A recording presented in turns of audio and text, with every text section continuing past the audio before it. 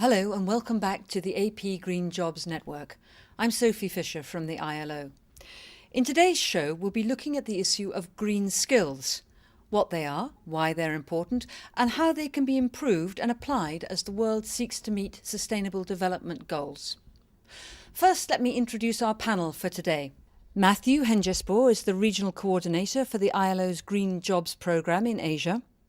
Akiko Sakamoto is the ILO's Specialist on Skills and Employability.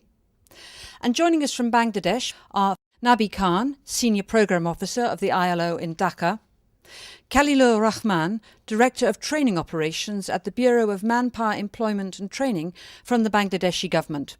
Welcome to you all and thanks for joining us. I'd like to start with Matthew and Akiko. I suppose the obvious question is, what do we mean by green skills for green jobs? Matthew, let's start with you. Before we talk about green skills, perhaps it's important to refer back to ILO's green jobs definition. And by that, we mean productive and decent employment opportunities that help to reduce negative environmental impacts, ultimately leading to environmentally, economically, and socially sustainable enterprises and economies. Okay, and Akiko, what does that mean in terms of skills? Well, generally speaking, transition to a greener economy's impact on skill needs. So, for instance, there we are talking about, when we talk about green job, we were talking about the newly created green jobs, and that will call for a set of new skills which didn't exist before. But at the same time, this transition also involved that greening of the existing jobs, right? And that means that defining functions, calling for the new set of skills, maybe additional skills, maybe the modified skills. So that's the sort of when we talk about the skills for green job, that's what we mean. Maybe we can talk about the green architect, perhaps, someone who does auditing of some new green, whether the industry is complying to the new green industry standard, somehow, someone who does the inspections, perhaps, one thing. But at the same time, we also talk about green plumber, green mason, who are more environmentally sort of aware and who is more sort of aware about, say, in terms of plumbers, the water conservation, etc. It could go all the way to, say, maybe the CNG, compressed Natural gas. Natural gas. Sorry about that. Yeah. So CNG driver, that could be also. Although the sort of the content of that sort of the degree to which the skills changes is probably less for maybe the CNG driver. Okay.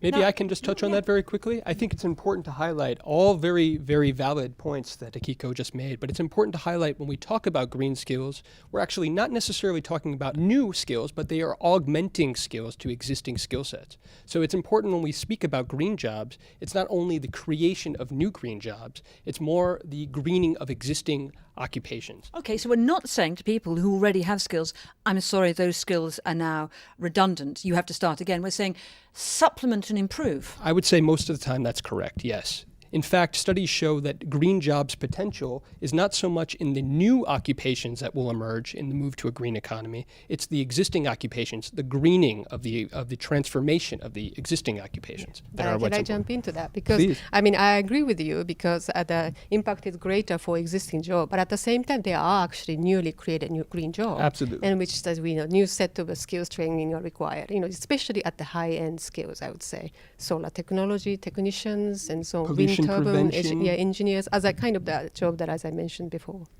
Okay. Yeah. Now, one of the key points, I think, is that the ILO's definition of green jobs is that they must also be decent work.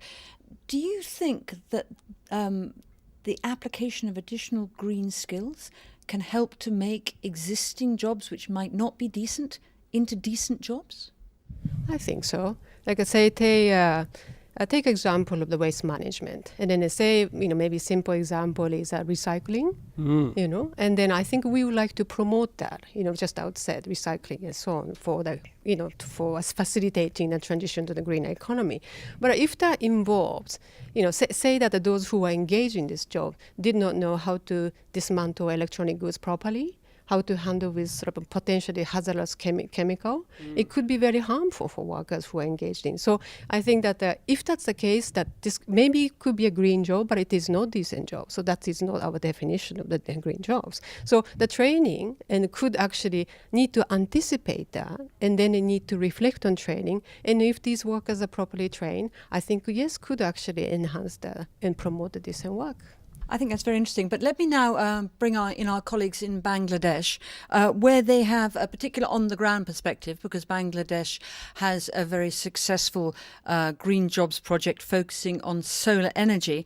And Nabi, perhaps I can ask you, what are some of the necessary green skills that your project has been working with to spread solar power in Bangladesh? In Bangladesh, we are also, under our Green Jobs project, supporting green skills. And one example I can see the expanding, which is in the solar energy.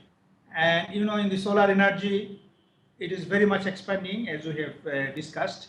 And there are, particularly even in the solar energy, there is 3 or 4 kind of skills that is at the moment are in practice. That is like solar power system engineer, solar home technicians, solar power plant technicians, and sales representative and assessors of solar energy. So these are some of the examples that is expanding in the solar energy. And besides that, we have also other sectors that skills are happening, like waste management, then biogas, improved cook stoves, then some agricultural practices that also like organic farming, organic fertilizer, this kind of for which there is definite need for skills, and this is happening on the ground. So these are some of the examples of green skills. One important feature is, however, these are expanding. Solar home system, for example, these are expanding exponentially. So the demand for skills is more and more. And we can already see that the constituents and the providers, they are coming to us saying that we need more and more technicians. Can you help us expanding the skill for solar room technicians, for example? The similar is case in the biogas and some other green skills that is emerging because of this interest in this greener towards a greener economy. Okay, thank you, Nabi. And I'd like to bring in Mr. Khalilur Rahman at this point from the Bangladeshi government to ask him for his perspective on what he thinks the potential for green skills is in Bangladesh. In Bangladesh, green jobs is very good system, and BMET, Bangladesh Bureau of Manpower and Employment and Training, we have 30 technical training centers. Now we are offering in 10 training centers in solar home systems. Firstly, we have seen that many people are very eager to train in solar home systems. We introduced the courses, and within the 6 months, the technician of solar home systems passed about 1,700. Most of them are going to employment very recently. For this reason, we hope that this course is very effective in Bangladesh. I think so.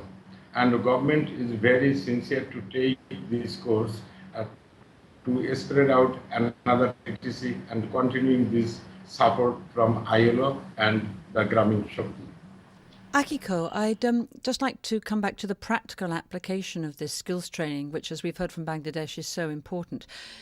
Is this something, though, that is just the responsibility of the government, or to what extent do workers and employers' organisations need to be involved in this too, if it's going to be successful? Yeah, I think there are 3 of them, I would say. First of all, I would say that 3 parties have responsibility to play. And then, but certainly directly responding to your question, government alone can do this. No, answer is no.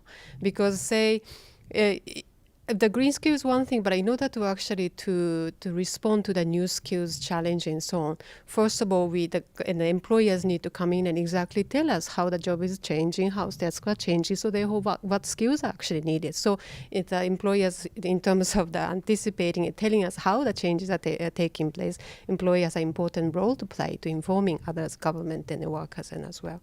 The workers side as well, I mean, when we talk about green job and when we already talked about how that would actually change the nature of the existing job, it's very important that workers, especially workers' organization, know about this and they be part of the process of dialogue so that they can inform their workers, especially about the new skills change, how the workers can be better prepared so that they can maintain their employabilities and maybe they seize the new opportunity that can be created. Yeah, I think you're absolutely right in saying that. Isn't there a role for employers as well for publishing environmental policies, perhaps at the sectoral or an enterprise level, by which they can broadcast to their members so they're better informed about the environmental needs that need to be addressed in the workplace? Absolutely, but that's just since I'm a skills specialist, that's just talking from the skills point of view. I mean, then I think that the role of the employers is just not just about telling us what the changes are happening, but also they have to also help us to create how that existing training system needs to be changed. Maybe they can also be partner in delivering those skills training, etc. They should be a part of the assessment team, etc., etc. So I think that each three parties, I think the responsibilities and then the role they can play is quite extensive. So thinking in terms of social dialogue, then perhaps as you say, public-private partnerships would be very important, but the role for workers perhaps would be in terms of organizing and advocating for green skills to meet those targets in the workplace? I think it is very important. That's yes. an area for social dialogue. And being flexible in their approach to green skills and the application of new skills and the application perhaps of changing working processes. To meet perhaps those environmental targets. Yes, because in the end it works towards sustainability. Yes, and so in that sense, it's really actually, how well the country can respond to the green skills demand is also reflect how well these government and workers and employers can effectively work together, in a sense. So the more they can actually work together, public-private partnership is strong, maybe the better chance that the country can better, respond to this green skills demand. But there is also a question here. You raised earlier, Akiko, the issue of how trainers and workers know that they're acquiring the correct skills, the up-to-date skills which employers need. There's also the issue of the quality of those skills, particularly since this is very cutting edge. A lot of people are being trained in new areas. How do people know that the skills they are investing time and money in are quality skills that are going to allow them to do new jobs and to take on employees who can do the jobs? How do you guarantee the quality? It's really challenges, all the almost challenge the effectiveness of the training system or skill development system as a whole. Ability to skills system to identify the skill needs are, where the green jobs are, ability to flexibly adjust their existing curricula, competency standard, how ability to retrain existing trainers and so on. So it's in a whole set of that elements in the skill system has to come together to ensure the quality training. And then I think that we are talking about quality in terms of in particular when we talk about skill development in an ILO context, talks about the labor market impact, employment outcomes. And it's a very important issue. I mean, in a number of other areas, the ILO advocates strongly for competency standards. Is that a practical option in an area as new as this? Yes, it is. Competence standards is actually being used as a means to ensure the quality, in particular, clearly identifying what exactly the competency or skills are needed. And then in a competence-based skill development system, using the standard, that the trainees are really assessed based on and using this competence standard as a benchmark. So that it's really it's easy to show that the graduate of the training program who has gone through the competence standard program, what they can do actually and it's easy to demonstrate to the prospective employers. And I think this underlines the crucial importance of good labor market information systems, no? Because in this sense, you have a better understanding, governments have a better understanding of what skills demands there are in terms of green jobs. They can forecast a bit better where there will be future growth of green jobs and need for green skills, and then perhaps tailor training systems around this as well. Usually competence standards are developed with employers, private sector, so that it is really the place that it really reflects what actually needed in a workplace. So that's actually also means to ensure the quality and improve that sort of a chance for actually graduate to likely to get a job afterwards. And presumably it means that workers who have invested time and probably money in acquiring a green skill in Dhaka, as it might be, could then use that to get a job somewhere else outside Dhaka, where because the competency skill would be a guarantee for their employer that they could do the new work. Well, as I said, the competence standards are really a good indicator of what actually that the that those who possess the competence, competency can do actually. So yes, it's across, between the countries, there has to be a system to actually recognize, what the competence standard in one country means to another country and so on. But those system has to be in place. But in principle, yes, I mean, the competency standard or competence-based certification can actually allow to sort of facilitate the cross-border sort of labor migration, skills migration. Under the Green Jobs in Asia project, particularly in Bangladesh, and perhaps our colleagues would touch on this a bit more, we are putting an emphasis on post-training support, of course. And I think, again, this goes back to the importance of strong labor market institutions and training systems to ensure that new skills graduates, new trainees, can be better matched with the demands of existing service providers for Silver Home systems. Nabi, have you found that strong labour market institutions have been important in making this project a success?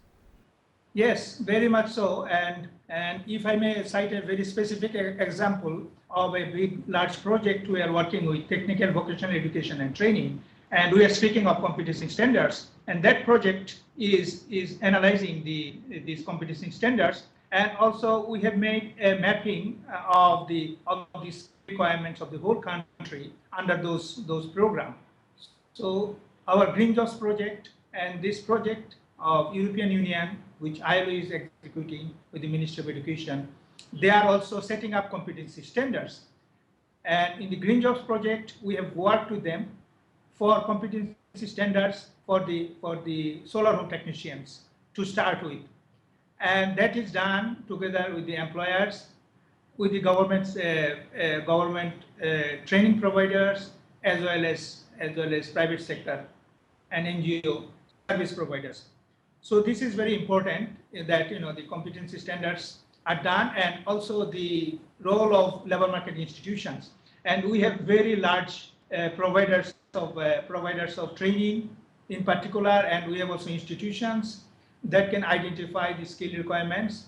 So what is required is to strengthen their capacity, to try to bring in new ideas, to bring in there so that their role is expanded, and we know more about the market opportunities in the green jobs area. I think this is very important, the labor market institution and their role in this expansion of green skills. Akiko, what do you see as some of the expanding areas for green skills in this region? Well, first of all, it's very much depending on the countries. I mean, and the speed that the country is moving towards greener economy is very much different. So priority sector will be probably different, but generally speaking, agriculture, fishery, emission-intensive manufacturing, I'm referring to in particular the automotive sector and so on. So those will be something that come to my mind immediately. And Matthew, are we already seeing skill shortages in the green jobs areas? Oh, absolutely. And in fact, there will be no transition to a green economy without the proper skills base in place. In fact, Bangladesh is facing, as we heard before from our colleagues there, significant skills shortages in terms of meeting the demand for the solar home systems, the installation and the maintenance. So this needs to be kept in mind, especially by policymakers, workers, and employers, that in order to meet the demands, the skills must be in place. Great. And one final question. For all this to work, we need policy coherence at national level between workers, employers and governments, and also across border. How do we get that? That's a very good question. I can talk from the skills point of view in particular. When we talk about policy coherence, for us it's very important that, there's a one group of people, maybe expert working on more like a general, how they can promote a greener economy. Then the set of policies being discussed and regulations being discussed, but not necessarily that people who are working on developing the skill development policies are talking to them. So that I think that it's this policy mix, if you like the coordination between these two policies. One is for the promoting the green economy, one is for promoting the skill development. It's very important to coordinate. I think it goes back to an important, as you mentioned, Akiko, yes, it very much relates to having that coherent policy mix, which includes regulatory frameworks, which would include compensatory and social protection mechanisms, especially for the most vulnerable workers who will be affected by this transition. Of course, we know from our studies on green jobs that, yes, we have to be fair when we say that there will be some jobs that are eliminated, but there will be actually, on balance, a net gain in jobs, because in the move to a green economy, we're not only talking about the creation of new jobs and the need for new green skill sets, but also the substitution of jobs for those workers who, again, are most affected by the move to a greener economy, as well as the transformation of the jobs themselves. We are not just talking about environmental policy and skill development policy as such, but it's actually more greater social policy. We are talking about we need to coordinate. Institutional government frameworks must be adapted. That's for sure. Okay, so a complex but very important area. But unfortunately, that's all we have time for in this programme today. And I'd like to thank our panellists, Matthew Henjesbor, who is the ILO Regional Coordinator of the Green Jobs in Asia project, Akiko Sakamoto, who is the ILO Specialist on Skills and Employability, and from the ILO's office in Dhaka, Nabi Khan, and Khalilur Rahman, who is Director of Training Operations of the Bureau of Manpower, Employment and Training of the Bangladeshi government. And thank you very much for joining us. There'll be another discussion on green jobs soon, so please check our website, which you'll find at www.ilo.org/Asia. Goodbye for now.